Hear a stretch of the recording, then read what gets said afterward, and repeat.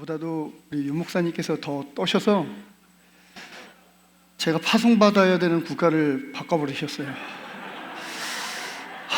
지금 그래서 다시 기도를 해야 될지 어떻게 물을 수도 없고, 목사님 잠깐 올라오실래요? 그러니까 그럴 수도 없고, 참 너무 떨립니다. 그래서 오늘 하나님 말씀 함께 보도록 하겠습니다. 오늘 하나님 말씀은 고린도후서 8장 8절부터 15절까지의 말씀입니다. 고린도후서 8장 8절부터 15절까지의 말씀인데요, 우리 한 절 한 절 교독하시고 마지막 15절은 우리 함께 읽도록 하겠습니다. 고린도후서 8장 8절입니다. 나는 이 말을 명령으로 하는 것이 아닙니다. 다른 사람들의 열성을 말함으로써 여러분의 사랑도 진실하다는 것을 확인하려고 하는 것뿐입니다. 여러분은 우리 주 예수 그리스도의 은혜를 알고 있습니다. 그리스도께서는 부요하나 여러분을 위해서 가난하게 되셨습니다. 그것은 그의 가난으로 여러분을 부요하게 하시려는 것입니다. 이 일에 한 가지 의견을 말씀드리겠습니다. 이 일은 여러분에게 유익합니다. 여러분은 지난해부터 이미 이 일을 실행하기 시작했을 뿐 아니라 그렇게 하기를 원하기도 했습니다. 그러므로 이제는 그 일을 완성하십시오. 여러분이 자원해서 시작할 때 보여준 그 열성에 어울리게 여러분이 가지고 있는 것으로 그 일을 마무리 지어야 합니다. 기쁜 마음으로 각자의 형편에 맞게 바치면 하나님께서는 그것을 기쁘게 받으실 것입니다. 하나님께서는 없는 것까지 바치는 것을 바라지 않으십니다. 나는 다른 사람들을 편안하게 하고 그 대신에 여러분을 괴롭게 하려는 것이 아니라 평형을 이루려고 하는 것입니다. 지금 여러분의 넉넉한 살림이 그들의 궁핍을 채워주면 그들의 살림이 넉넉해질 때 그들이 여러분의 궁핍을 채워줄 수도 있을 것입니다. 이렇게 하여 평행이 이루어지는 것입니다. 이것은 성경에 기록하기를 많이 거둔 사람도 남지 아니하고 적게 거둔 사람도 모자라지 아니하였다 한 것과 같습니다. 아멘. 오늘 고린도후서 8장 말씀을 가지고 동역자가 누리는 축복에 대해서 하나님 말씀을 함께 나누려고 합니다. 말씀을 나누기에 앞서서 하나님께서 2020년 8월 첫 주에 저희 가정을 이 사랑믿는교회로 인도해 주셔서 또 사랑믿는교회의 또 귀한 성도님들과 또 담임 목사님의 또 사랑으로 첫 주서부터 출석하고 예배를 드리게 되었습니다. 그리고 딱 1년이 됐던 2021년 8월부터 9월에 우리 사랑믿는교회 파송 선교사로 교회가 결의해 주셔서 그해 11월에 우리 전국 친교회 교회들 그 안에서 태국 선교사로 추인을 받게 되었습니다. 하나님의 사랑으로 기도해 주시고 또 세워주신 담임 목사님과 또 모든 성도님들께 감사의 인사를 드리고 더욱 겸손하게 교회와 함께 파송을 준비해 나가도록 하겠습니다. 앞으로도 지금과 같이 기도와 사랑으로 동역해 주시고 또 다시 한번 이렇게 기도해 주시고 또 사랑으로 함께 해 주시기를 부탁드리겠습니다. 감사합니다. 저와 우리 모두는 하나님의 동역자들임을 믿으시면 아멘 합시다. 뿐만 아니라 우리는 사랑 믿는 교회의 동역자들임을 믿으시는 분들만 아멘 합시다. 아멘. 사도 바울은 고린도전서 3장 9절에서 우리를 하나님의 동역자다라고 말씀합니다. 고린도전서 3장 9절 말씀입니다. 우리는 하나님의 동역자요, 여러분은 하나님의 발이며 하나님의 건물입니다 라고 사도 바울이 고린도 교회 성도들을 향해 말씀합니다. 그렇습니다. 구원받은 모든 성도들은 하나님의 나라를 위해 함께 헌신하는 거룩한 동역자들임을 믿습니다. 그래서 20세기 개신교 신학자인 윌리엄 바클레이는 그리스도인이 되는 것이란 인간을 구원하는 하나님의 사업에 동역자가 되는 것이다 라고 말했습니다. 그리스도인이 되는 것이란 인간을 구원하는 하나님의 사업에 동역자가 되는 것이다 라고 말했습니다.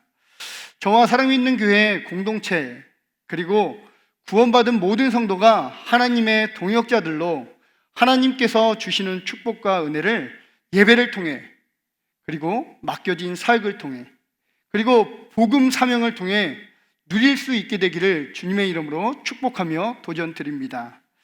지지난주 수요일 오아시스 예배 가운데 가나에서 선교하고 계신 가와숙 또 임철순 선교사님께서 오셔서 선교 보고를 해주셨는데 우리에게 참 은혜가 되고 또 도전이 되는 선교 보고를 해주셨습니다. 뿐만 아니라 지난주에는 몽골에서 사역하시는 우리 여병무 선교사님과 강선아 선교사님께서 오셔서 선교에 대해 보고를 해주셨습니다. 귀한 선교사님들의 선교를 보고를 통해서 가나와 몽골에 하나님께서 행하신 귀한 선교 사역들을 통해 우리는 큰 은혜와 도전을 받게 되었습니다. 귀한 선교사님들의 선교 보고와 같이 개척교회와 또 개척교회를 건축하고 또 학교 건축과 또 센터들을 운영하고 그것들을 또 운영하고 또 건축하고 또 그곳에 영혼들을 구령하여 전도하고 또 성경 공부하는 등 모든 선교 사역에 한 가정, 선교사 한 가정, 한 사람의 힘으로 되는 것이 아니라 이 한국 교회의 기도와 후원 또 교회 안의 모든 성도들의 동역이 절대적으로 필요함을 우리는 선교 보고를 통해 느끼고 깨닫게 되었습니다. 그러므로 선교사님들께서 오셔서 선교 보고하시면서 앞으로 우리 가나를 위해 기도해 주십시오. 앞으로 우리 몽골을 위해 기도해 주십시오. 라고 기도 요청과 함께 사랑과 관심 뿐만 아니라 물질로도 동역해 주실 것을 부탁하지 않으셨습니까? 이처럼 선교 사역뿐만 아니라 교회 안의 모든 사역 역시 성도들의 동역이 필요함을 믿으시기를 바랍니다. 그럴 때 주님의 몸된 교회가 건강하고 아름답게 세워져 갈 줄 믿습니다. 저 역시 태국 선교지로 나가기 전에 우리 친교회 안에 목사님들과 그리고 교회 성도님들에게 앞으로 태국 선교 계획들을 보고하고 또 기도와 후원을 요청하는 중에 있습니다. 그래서 제가 간혹 주일날 빠지고 다른 교회에 가서 하나님께서 제게 주신 또 우리 사랑 믿는 교회를 통해서 앞으로 행하실 선교의 비전들을 나누고 또 후원을 요청하고 있는 중에 있습니다. 뿐만 아니라 담임 목사님께서도 우리 친교회 목사님이 함께 모여 계신 이 친교회 밴드에다 우리 사랑 믿는 교회 1호 파송 선교사인 저를 위해서 기도해 달라고 또 함께 동역해 달라고 부탁하고 또 요청해 주고 계십니다. 그러므로 우리 사랑 믿는 교회 가족 공동체 되시는 모든 분들께서 사랑 믿는 교회 1호 선교사인 저희 가정을 위해서 기도해 주시고 함께 동역해 주시기를 다시 한번 부탁드리겠습니다. 뿐만 아니라 오늘과 이번 주간 선교와 구제, 건축헌금을 작정할 때 마찬가지로 하나님의 동역자인 나를 또 저와 여러분들이 서로가 나 자신을 하나님의 동역자임을 바르게 인식하고 주님의 몸된 교회를 함께 세워져 갈 수 있기를 바랍니다. 오늘 본문인 고린도후서 8장에서 사도 바울도 그가 목회하고 사역했던 고린도 교회 성도들에게 너희가 복음으로 누리고 있는 은혜의 풍성함을 예루살렘 교회를 선교하고 구제하며 그들의 필요를 또 그들의 필요한 사역들의 물질을 드리는 일에 함께 동역할 것을 요청하고 있는 것입니다. 누가요? 사도 바울이 사역했던 고린도 교회의 말입니다. 그러나 이 요청은 사도 바울의 어떤 사도적인 권력과 힘을 가지고 그들에게 명령하거나 그들에게 강제적으로 너 헌금해! 너 예루살렘 교회를 위해서 함께 꼭 동역해야 돼! 이렇게 강압적으로 하지 않았다는 것을 분명히 오늘 본문을 통해서 언급해주고 있습니다. 바울은 고린도 교회 성도들에게 예수님의 사랑을 말씀하면서 그 사랑의 은혜를 통해 부요하게 된 우리는 그 은혜를 통해 그 은혜 안에서 예루살렘 교회를 돕는 일에 동역해야 한다라고 협력을 구하고 있는 것입니다. 오늘 본문 9절입니다. 여러분은 우리 주 예수 그리스도의 은혜를 알고 있습니다. 그리스도께서는 부요하나 여러분을 위해서 가난하게 되셨습니다. 그것은 그의 가난으로 여러분을 부요하게 하시려는 것입니다. 라고 바울은 고린도 교회 성도들에게 권면하고 도전하며 요청하고 있는 것이죠. 바울은 이 일이 받는 자나 또 받는 자가 누리는 은혜뿐만 아니라 이 일에 동역하는 자들에게 축복이 됨을 말씀하고 있습니다. 그러므로 이 일을 시작할 때의 마음처럼 포기하지 말고 중간에 멈추지 말고 어떤 상황과 환경이 있다 할지라도 우리가 하나님 앞에 작정했던 하나님 앞에 동역하기로 결단했던 그 모든 것들을 끝까지 잘 마무리해서 완성할 것을 당부하고 있는 것입니다. 그럴 때 기쁜 마음으로 드린 것을 하나님께서도 기쁘게 받으신다라고 사도 바울은 이야기합니다. 바울은 다른 사람들을 위해 하나님께 드릴 때 다른 사람의 평안만을 위해 다른 사람들의 어떠한 기쁨만을 위해서 너 자신 그리고 너의 가정을 괴롭거나 힘들게 하면서까지 드리지 말고 주는 자나 받는 자 모두에게 은혜 가운데 섬겨지고 또 섬김을 받음으로 모두가 풍성함을 누리게 될 수 있도록 그렇게 해서 하나님 앞에 드릴 것을 사도 바울은 권면하고 있는 것입니다. 오늘 본문 12절과 13절입니다.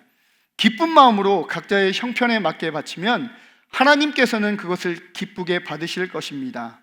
하나님께서는 없는 것까지 바치는 것을 바라지 않으십니다. 나는 다른 사람들을 편안하게 하고 그 대신에 여러분을 괴롭게 하려는 것이 아니라 평형을 이루려고 하는 것입니다 라고 본문은 기록하고 있습니다.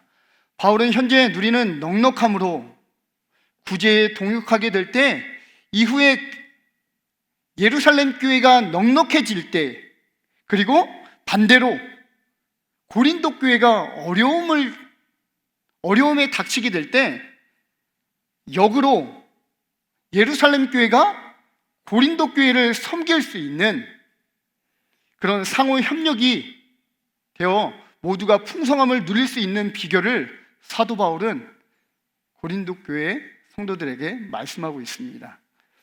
그리고 바울은 15절에서 모든 사람의 필요가 어떻게 채워질 수 있는지 그 비결을 설명하기 위해서 출애굽기 16장의 만나 사건을 이용해서 균형을 이루시는 원리를 설명하고 있습니다. 오늘 본문 14절과 15절 말씀입니다. 지금 여러분의 넉넉한 살림이 그들의 궁핍을 채워주면 그들의 살림이 넉넉해질 때에 그들이 여러분의 궁핍을 채워줄 수도 있을 것입니다. 이렇게 하여 평형이 이루어지는 것입니다.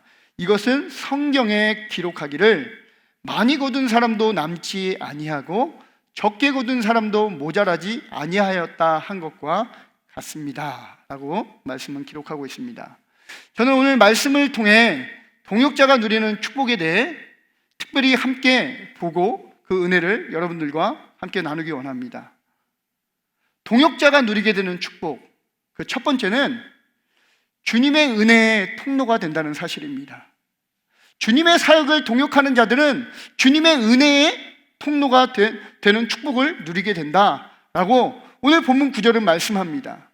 우리 주 예수 그리스도의 은혜를 너희가 알거니와 부요하신 이로써 너희를 위하여 가난하게 되심은 그의 가난함으로 말미암아 너희를 부요하게 하려 하심이라 라고 기록하고 있습니다. 사도 바울은 동역자된 고린도 성도들에게 재차 예루살렘 교회에 대한 구제에 대하여 요청하고 있습니다. 바울은 고린도 교회 성도들을 동역의 자리로 세우기 위한 방법을 매우 근본적인, 그리고 그들이 모른다고 핑계대거나 절대 부인하지를 못할 근본적인 동기를 부여하고 있습니다. 그 방법이 무엇입니까? 그들이 아무런 조건 없이, 그들이 아무런 자격 없이 그들 또한 복음을 통해 부여받은 예수 그리스도의 은혜에 대한 철저한 사랑의 동기를 가지고 그들에게 동역해 줄 것을 도전하고 있는 거예요. 너네도 거저 받았으니 거저 주라 라고 말씀하고 있는 거죠. 고린도 교인들 어느 누구도 바울의 복음을 통해서 이러한 사실을 듣지 못했다고 이야기할 사람이 없고, 그 믿음 안에 신앙생활을 하고 있는 사람들이 바로 고린도 교회 사람들이었습니다. 바울은 9절에서 동역자된 고린도 교회 성도들에게 분명히 말합니다. 여러분들은 주 예수 그리스도의 은혜를 알고 있습니다. 그 은혜는 바로 여러분 당신들을 위해 부유하신 그리스도께서 가난한 자가 되셨고, 그 가난으로 우리를 부유하게 하시려는 것임을 사도 바울은 말씀합니다. 바울의 이 도전에 고린도 교회 성도들은 이전에 말씀을 통해 받았던 그 은혜들을 돌아보고 묵상하게 되고, 닫혀있던 마음, 또 식어졌던 그 열심, 그리고 이전에 결단했던 그 결단들을 다시 말씀을 통해, 예수 그리스도의 사랑을 통해 다시 회복하면서 결단하기에 이르게 됩니다. 그렇습니다. 바울의 동역자된 고린도 교회 성도들이 예수님의 그 사랑으로 가난한 자가 되어 예루살렘 교회를 부유하게 하는 은혜의 통로가 되기를 사도 바울은 간절히 바라고 원했던 것입니다. 바울은 동역자된 고린도 교회 성도들을 통해 예수 그리스도의 풍성하신 은혜와 사랑이 구제라는 연보를 통해 예루살렘 교회에 흘러가기를 간절히 원하고 있었던 것입니다. 사랑 믿는 가족 공동체 여러분, 여러분들은 예수님의 그 사랑을 받아 누리고 계십니까? 네? 제가 지금 네? 그 은혜 안에 오늘도 평안과 기쁨으로 하나님을 예배하고 계십니까?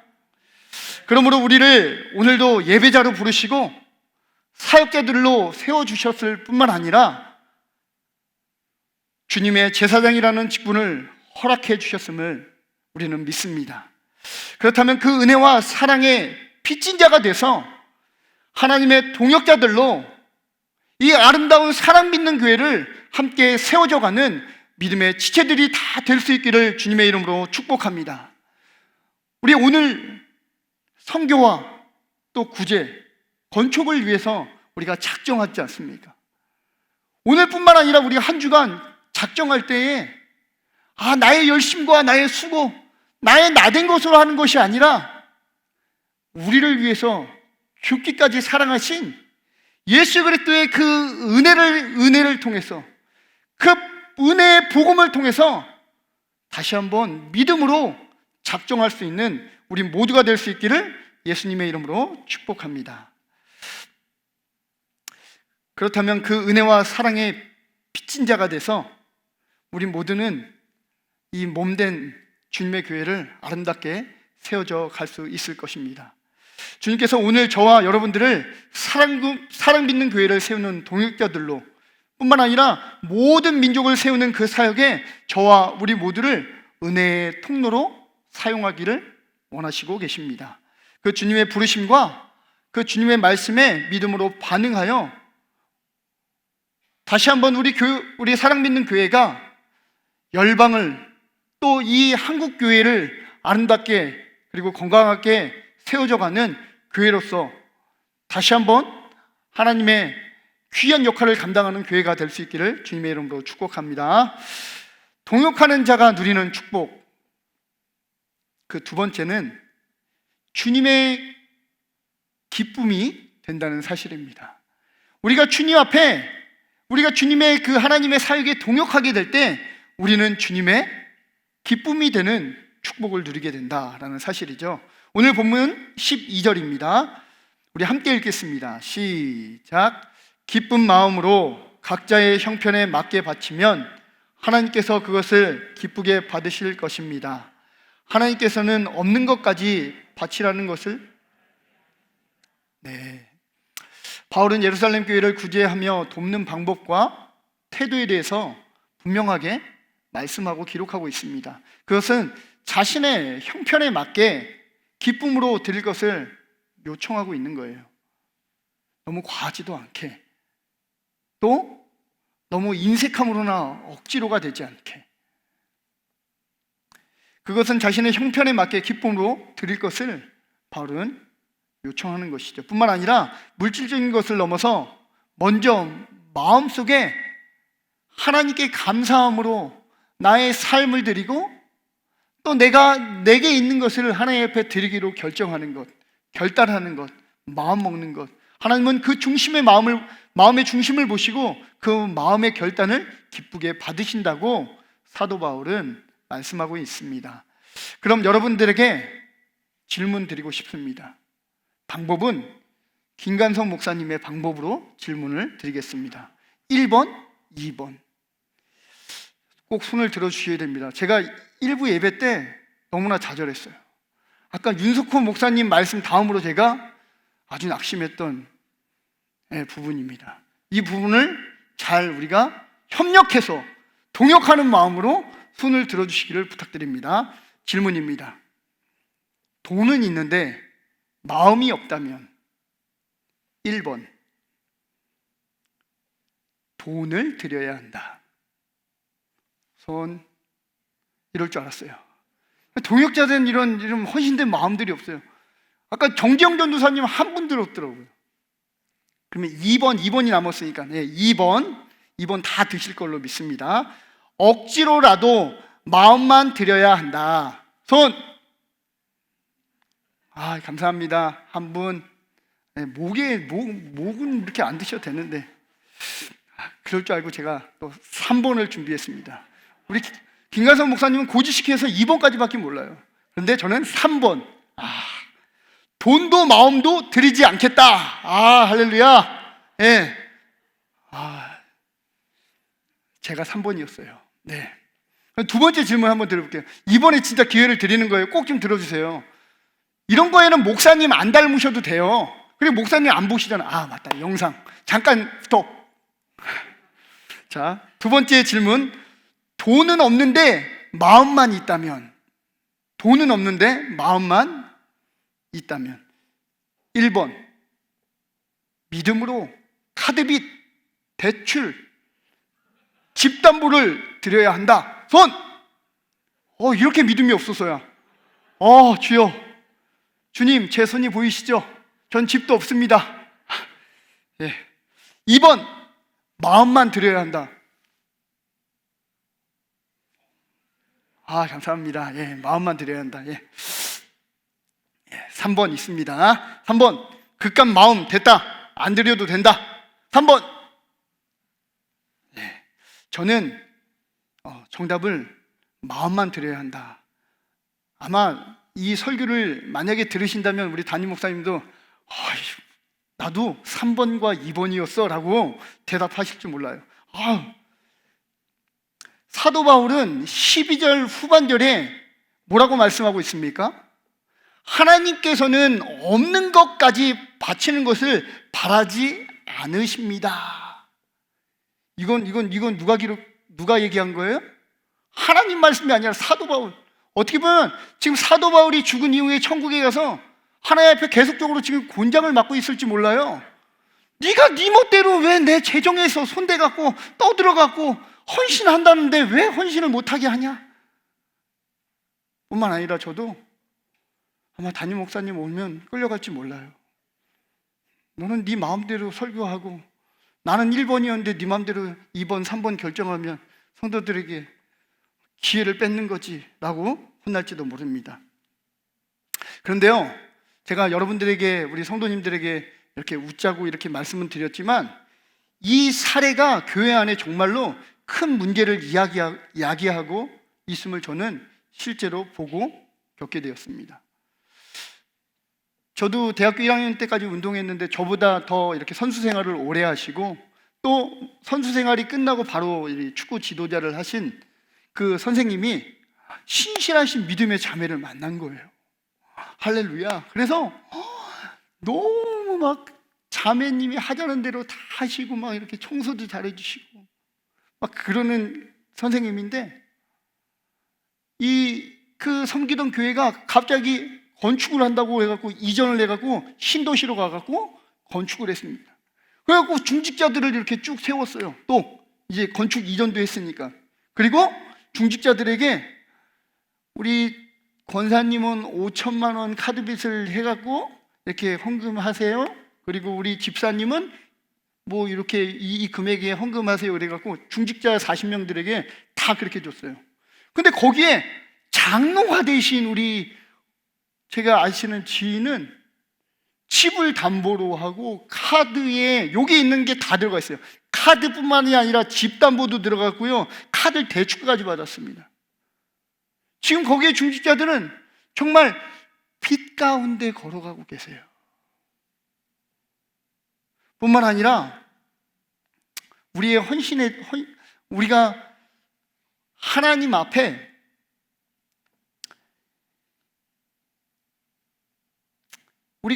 제가 일하는 그 에어컨 일을 하는데 거기에 같이 일하는 종사자분 한 분이 자기는 일하다가도 이렇게 교회 가야 된다고 일하는 중간에 그냥 가버리는 거예요. 하나님 기뻐하실까요? 시간이 분명히 끝나지 않았는데 저는 예배를 드리러 가야 돼갖고 그 시간에 끝나지도 않았는데 그냥 가세요. 말만 하고 그냥.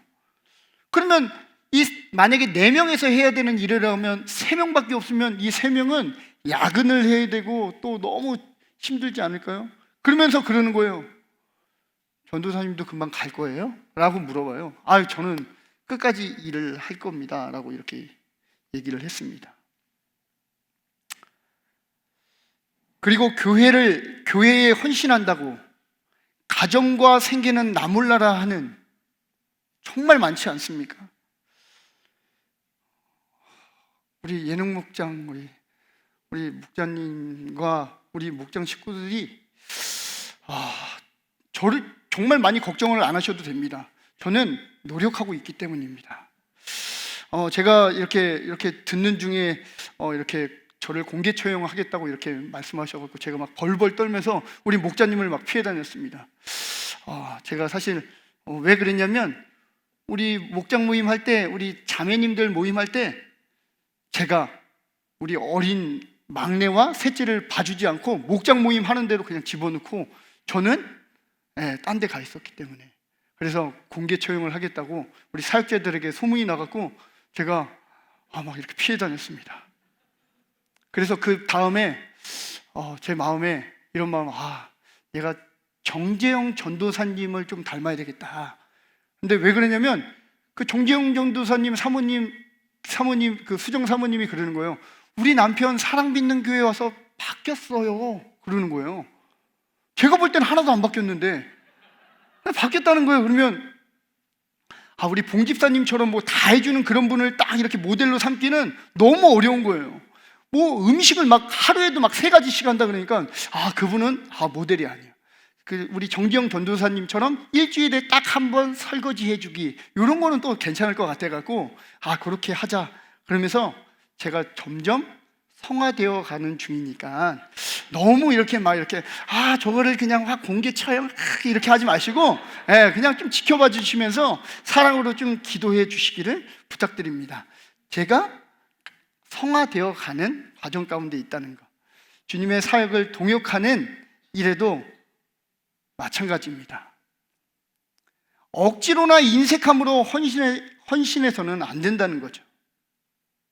나 자신을 위장하거나 포장해서 과도하게 동역해서도 안 됩니다. 사도 바울이 고린도 교회 성도들에게 권면하는 것처럼 주님의 사역에 동역하는 일에도 기쁨으로 하되 나의 형편과 내게 있는 것의 최선의 것으로 주님의 사역에 동역해야 한다는 것입니다. 그럴 때 그 헌신과 그 동역에 함께 하시는 주님도 불편함 없이 어려운 마음이 아니라 기쁜 마음과 즐거운 마음으로 우리 동역에 능력을 주시고 은혜를 더해 주실 것을 믿습니다. 사랑 믿는 교회 가족 공동체 여러분, 주님의 기쁨 되기 원하십니까?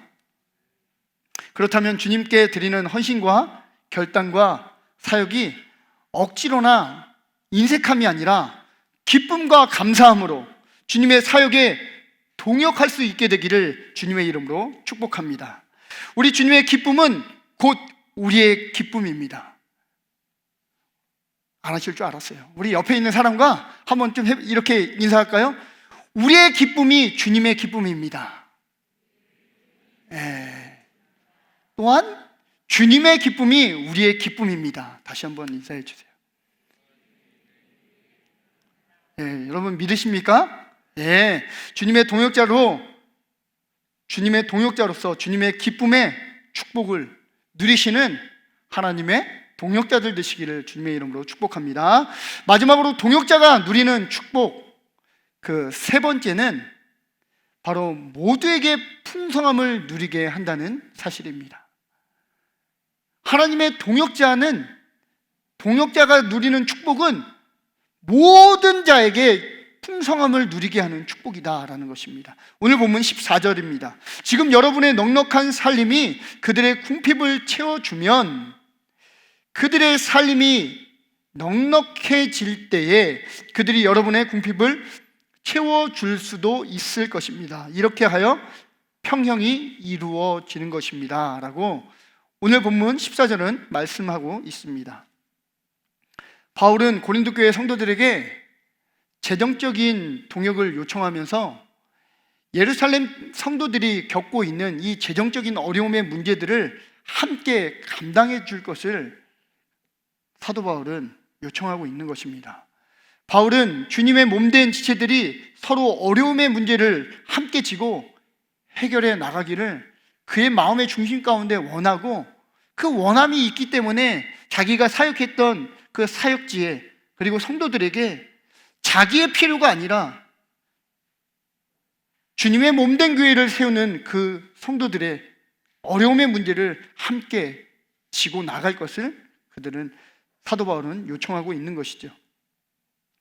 교회 안에는 부자나 가난한 자나 또 많이 배운 자나 많이 배우지 못한 자나 우리 하나님을 아버지라 부르는 가족 공동체, 그것이 바로 교회입니다. 그 교회 안에 서로가 서로를 섬기며 서로의 어려움을 나누어지기를 사도 바울은 간절히 원하고 있었습니다.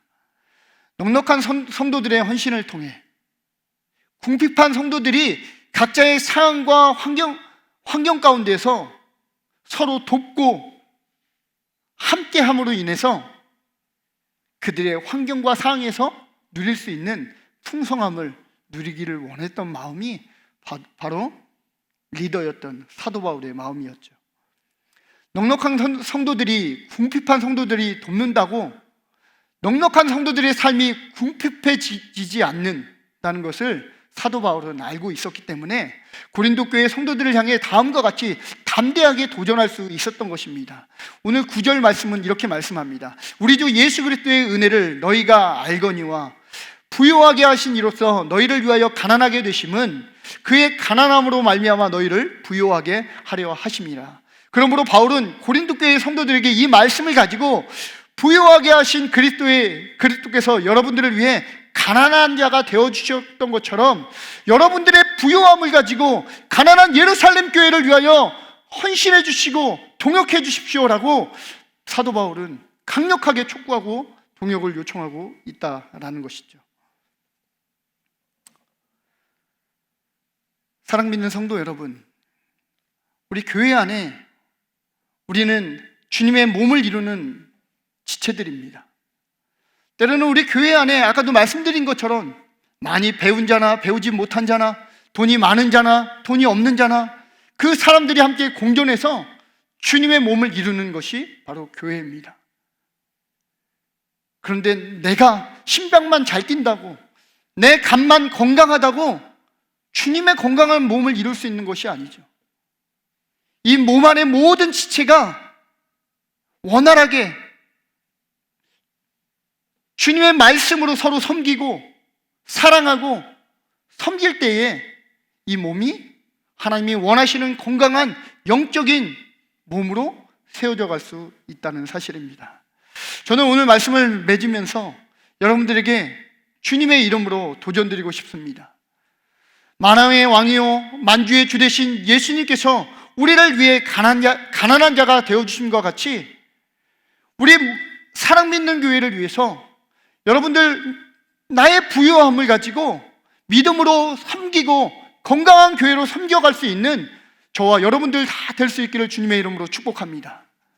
그럴 때 우리 사랑 믿는 교회가 앞으로 이 코로나가 끝나는 시점에도 또 주님 오실 그날까지 하나님 앞에 칭찬받는 교회로 세워져 갈 줄 믿습니다. 뿐만 아니라 열방에 죽어져 가고 있는 수많은 영혼들을 우리 교회 가운데 감당하게 하신 이유 또한 우리 사랑 믿는 교회가 더욱더 이 교회 안에서 지체들을 섬기고 사랑하고 동역함으로 말미암아 열방에까지 그 사랑을 흘러가게 원하시는 것이 주님의 마음입니다. 내가 아까 목사님께서도 영상을 통해 말씀하신 것처럼 내가 한 달에 한 번 커피를 줄이고 피자를 줄이고 나의 어떤 즐거움을 줄이면서 그들의 생명을 살리는 일에 동역하고 협력해 주시기를 부탁드립니다. 그것이 오늘 제가 이렇게 소리 지르면서 말해서 억지로 이렇게 결단하고 또 헌신하는 것이 아니라 저를 통해 하나님께서 말씀하신 성령의 말씀으로 받고 주신 감동에 따라 오늘 교회를 위해서 다시 한번 결단하고 또 이 교회를 건강하게 세워져 갈 수 있기를 바랍니다. 선교를 위해서, 구제를 위해서, 또 우리가 보듯이 우리가 자랑할 만한 이 사랑 믿는 교회를 건축을 위해서 우리가 함께 기도하시고 결단하시고 작정하실 뿐만 아니라 또 올해 우리 선교지와 또 국내 사역지와 또 여러 단체들의 뿐만 아니라 여러분들이 또 기도하시고 섬기시는 그런 선교사님과 단체들과 선교지에 나된 것들을 좀 내려놓고 하나님의 나라와 영광을 위해서 다시 한번 결단하고 작정할 수 있는 오늘 이 시간이 될 수 있기를 주님의 이름으로 도전드립니다. 그러므로 동역자가 누리는 축복을 우리의 가정에서 또 우리의 삶과 직장에서 또 교회 안에서 누리는 우리 귀하고 복된 사랑 믿는 교회 가족 공동체 모두가 될 수 있기를 주님의 이름으로 축복합니다.